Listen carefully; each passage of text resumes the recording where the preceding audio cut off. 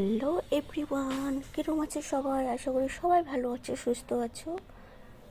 আমি পনিরের সবজি বানিয়েছিলাম, গন্ধরাজ পনির। তো দেখো উপকরণ দেখিয়ে দিলাম তোমাদেরকে। উপকরণগুলো: কাজু, টমেটো, পনির, লেবু, এটা হাফটা লেবু নিয়েছি আমি, আর কিছুটা তোমার নারকেলও দিলাম, টক দই, আদা, কাঁচা লঙ্কা সবগুলোই দিলাম।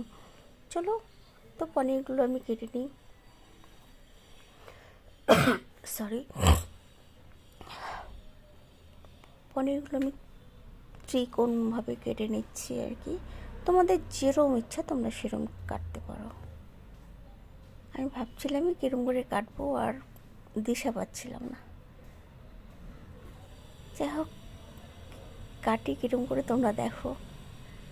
এত কনফিউজ আমি যে কাটাটা আমার ঠিকঠাক হচ্ছে কি না, তাই।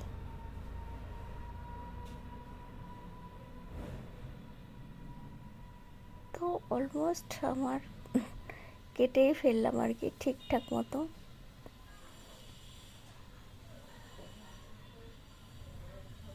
মানে চেষ্টা করলে কি না হয়। এই সাইজের অ্যাকচুয়ালি আমি পনির কোনোদিনই কাটিনি, এবার ফার্স্ট টাইম ত্রিকোণভাবে কাটলাম। আর ভাবছি কিরম করে কাটবো না কাটবো, মানে এটা ভালো হবে কি না। আবার একটা একটা করেই কাটবো।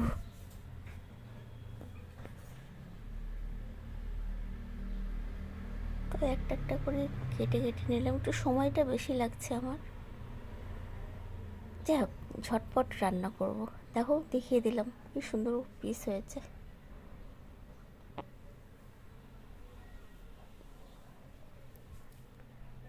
তো এখন বাটিতে ট্রান্সফার করে নেব আমি।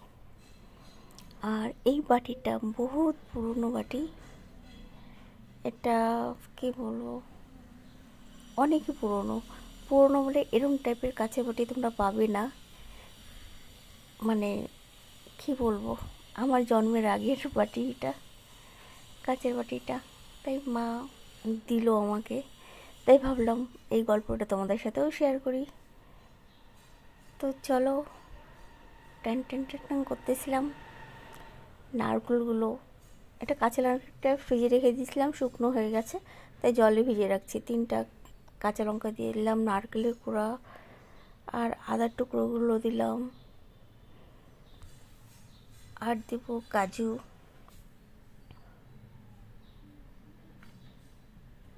আমি ভাবলাম এটা বেটে নিই, তারপরে ভাবলাম না, টমেটো দিই হাফটা, তাহলে একটু মশলাটা একটু বেশি বেশি লাগবে মনে। জাস্ট একদম সিম্পল রান্না। এই মশলাগুলো অ্যাকচুয়ালি মশলাও বলা চলে না, এগুলো একটু বেটে নিলে পরে মানে পনির, যেহেতু নিরামিষ পনির, এটা দারুণ লাগে। এই যে বাটা হয়ে গেল। আর চলো এক এক করে আমি কী কী দিচ্ছি মশলা তোমাদেরকে দেখিয়ে দিচ্ছি। লেবুটা দেখলে না, ফ্রিজে রাখতে রাখতে না লেবুটা কিরম হয়ে গেছে। এটা গাছে ছেড়াই লেবু ছিল, তো একটু ঘষে ঘষে দিচ্ছি। এইটা আমি যে বিয়ে বাড়িতে গেছিলাম, অত দিনের লেবু এটা, মানে মামা শ্বশুরের বাড়ির গাছের লেবু। ওরা যদি ভিডিওটা দেখে দেখে ওরাও ভাববে অনেকদিন পর লেবুটা, ওই জন্য এরম হয়ে গেছে। আর হাফটা দেব এমনি লেবুর রস।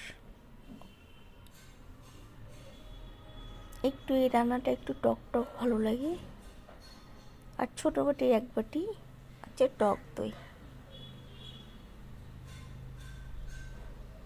আর দিব লবণ। এটা আমি মেলার থেকে কিনেছি, বৈশাখী মেলাতে গেছিলাম বেড়াতে তখনের। এটা আমার বান্ধবী দিয়েছে আমাকে কিনে। আর অল্প হলুদের গুঁড়ো, অল্প লাল লঙ্কার গুঁড়ো।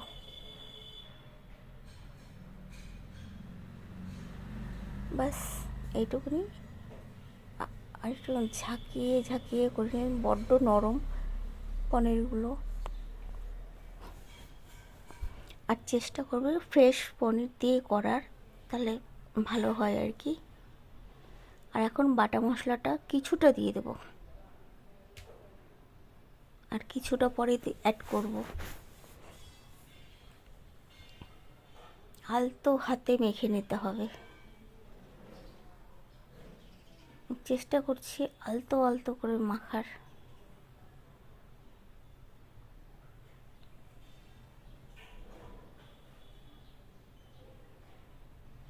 তো তোমরা দেখতেই পেলে আমার মাখা হয়ে গেল। এখন একটু চাপা দিয়ে সাইডে রাখি। আর আমার লাগবে কর্নফ্লাওয়ার।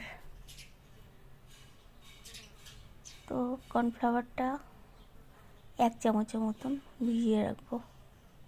বাস এইটুকুনি অনেক। অনেকে আটা দেয়, ময়দা দেয়, কিন্তু আমি কর্নফ্লাওয়ারটা দিলে গন্ধ তো লাগে না, তাই। এই যে গ্যাসটা জ্বালিয়ে নিলাম। এখন 2 চামচ তেল দেব। রিফাইন তেল দিয়েই করব। দেখো কতটা দিলাম, আমি জাস্ট অল্পই দিলাম তেল, খুব একটা বেশি দিইনি। এর মধ্যে গোটা শুকনো লঙ্কা দেব আর তেজপাতা ফোড়ন দেব।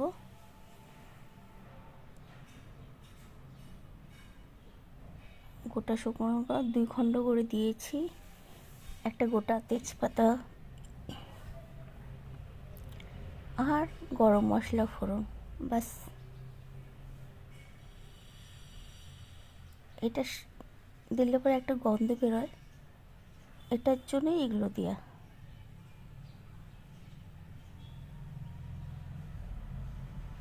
যাই হোক, এখন আমি পনিরটা অ্যাড করে দেবো।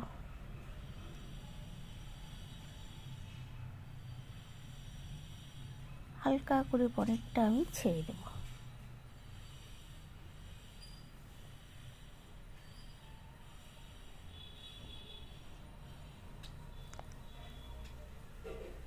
আর এটা বেশি তোমার এসে করা যাবে না, কারণ আমি দেখো আর তেল টেল কিচ্ছু দিব না, যেহেতু কাজু দেওয়া আছে ওর থেকেও তেল বেরোবে, আর টক দইয়ের থেকে তো বেরোয়, ওই জন্য বেশি তেল, একদম সামান্য তেল দিয়ে পনিরটা। এটা কাঁচা পনিরই করতে হয়, ভাজলে অতটা টেস্ট লাগে না, লাগে মানে এটা কাঁচাটাই মানে ভালো লাগে। চাপা দিয়ে রাখলাম, নাও চাপটা খুললাম, দেখো উপর দিয়ে তেলটা ভেসে গেছে, আর দেখো লেগে লেগে গেছে। তোমাদেরকে আগেই বলেছিলাম আমি, তো লেগে যাবে, যেহেতু পনিরের মধ্যে আমি কোনো কোটিংই দিইনি, যেহেতু হালকা একটু ভাজা ভাজা হবে মশলা দিয়ে।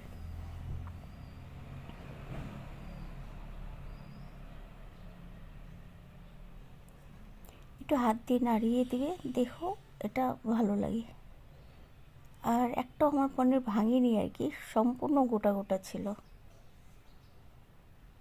ওই জন্য ননস্টিকের বাসনে করলে পরে বেশি ভালো হয় আর কি। যাই হোক, এখন যে মশলাটা অর্ধেকটা ছিল ওটা দিয়ে দিলাম, আর কিছুটা মিক্সি ধোয়ার জল।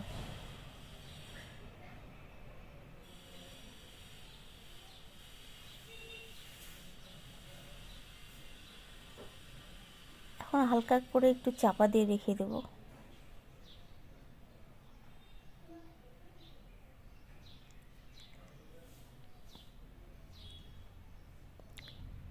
এই দেখো আমার রান্নাটা অলমোস্ট কমপ্লিট, দেখেছো।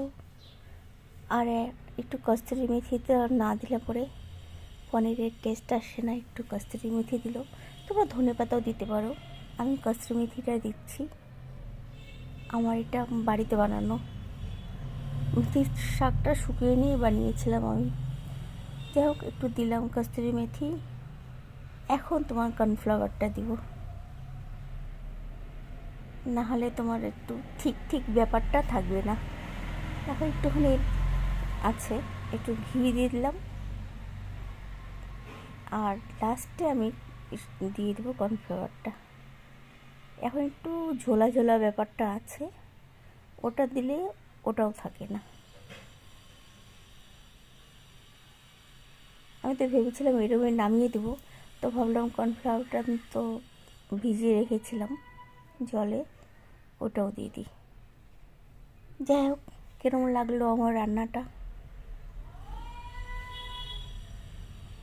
আর এটা দিলে পরে রান্নার টেস্টটা অন্যরকম লাগে। এটা তো বেশিক্ষণ লাগে না, একটু গ্যাসটা বাড়িয়ে দিলাম, নাড়াচাড়া করবো, দেখো পুরো জলটাই টেনে যাবে। ঠিক আছে, বুঝাতে পারলাম তোমাদের। তো আমি এটা বের করব না, সার্ভ করব না, আমি এরমই রাখবো, আমার ছেলেকে দেবো পোলাও দিয়ে। তো tata, bye bye, take care, সবাই ভালো থাকো, সুস্থ থাকো। যদি আমার রান্নাটা তোমাদের পছন্দ যদি হয় গন্ধরাজ পনির, কমেন্টে বলো কীরম লাগলো। তো বেশি বক বক করছি না, এখানটা এন্ড করছি। সবাই সুস্থ থাকো, টাটা, এখানে এন্ড করছি।